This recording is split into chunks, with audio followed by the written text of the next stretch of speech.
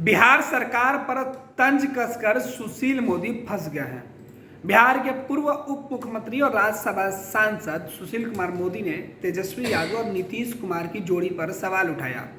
उसके बाद सिंगापुर में अपने पिता लालू प्रसाद यादव को अपनी किडनी देने के बाद अस्पताल से जब रोहिणी आचार्य को छुट्टी मिली तो फिर बिहार की पॉलिटिक्स पर उनकी निगाहें तेज हो गई।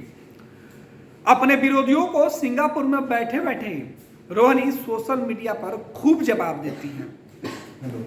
सुशील मोदी और दूसरे बीजेपी नेताओं के ऊपर रोहिणी आचार्य का पलटवार होता है। भले ही तेजस्वी यादव बिहार में बीजेपी नेताओं को तरजीह कम देते हों, लेकिन सिंगापुर में बैठी रोहिणी अपने भाई और अपने परिवार पर उठने वाले हर सवाल का जवाब वहीं से दे देती हैं। एक बार फिर से रोहिणी आचार्य ने बिहार के उप मुख्यमंत्री रहे सुशील कुमार मोदी और दूसरे बीजेपी नेताओं को जवाब दिया है।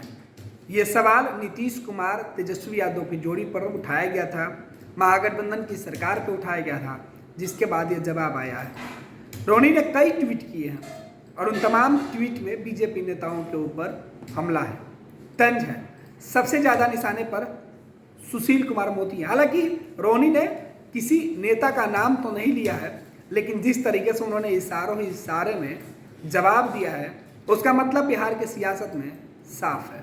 रोहिणी ने आपसे कुछ देर पहले लिखा है, क्या वे हाफ पैंट सृजन चोर इसी बात का जलन हो रहा है कि तुम्हारे कार्यकाल में विमान की खरीद क्यों नहीं हुई, ताकि अपनी दांत कटनी बहना के साथ उड़ती हुई विमान में नागिन नाच न कर सका।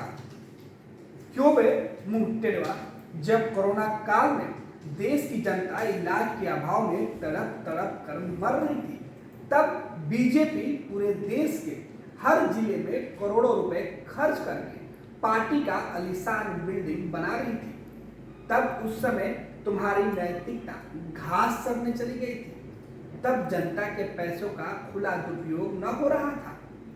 ये रोहिणी नीतीश कैबिनेट के उस फैसले के ऊपर उठाए जा रहे सवाल का जवाब दिए हैं, जिसमें नीतीश कैबिनेट ने यह तय किया है कि बिहार के लिए जो हेलीकॉप्टर खरीदा जाए, जो जेट इंजन वाला एरोप्लेन खरीदा जाए, उस पर बीजेपी के नेताओं ने सवाल उठाया था।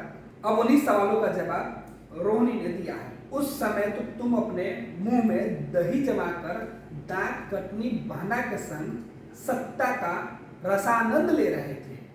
अब आए हो झूठी नैतिकता का ढोल पीटने।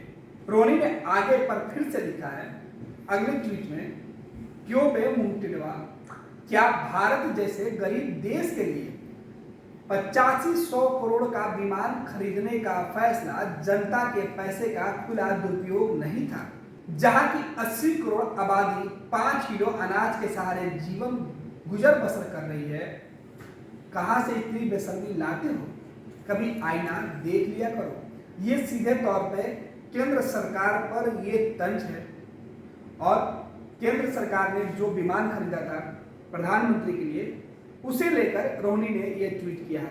आगे रोहिणी लिख रही है, जब कोई इंसान अपने ही पड़ोसियों को छोड़ विपदा में बीबी बेटों के संग भाग खड़ा होता है तो उस पर सारी दुनिया थू थू करती है।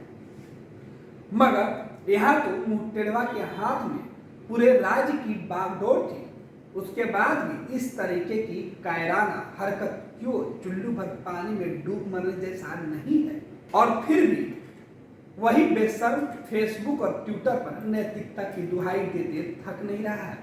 आखिर कहां से इतनी निर्लजता लाते हैं मुंह टेढ़वा? तो ये तमाम जो ट्वीट है वो रोहिणी लगातार कर रही है। और एक बार फिर से रोहिणी ने बिहार की सियासत में अस्पताल से लौटने के बाद एक्टिव हो गई है। सोशल मीडिया पर ही सही, लेकिन रोहिणी बीजेपी नेताओं को जिस शब्दों से जवाब दे रही है वो कोई आम शब्द नहीं है। जिन शब्दों का चयन रोहिणी करती हैं, इस पर पहले भी सवाल उठा है और एक बार फिर से सवाल उठेगा।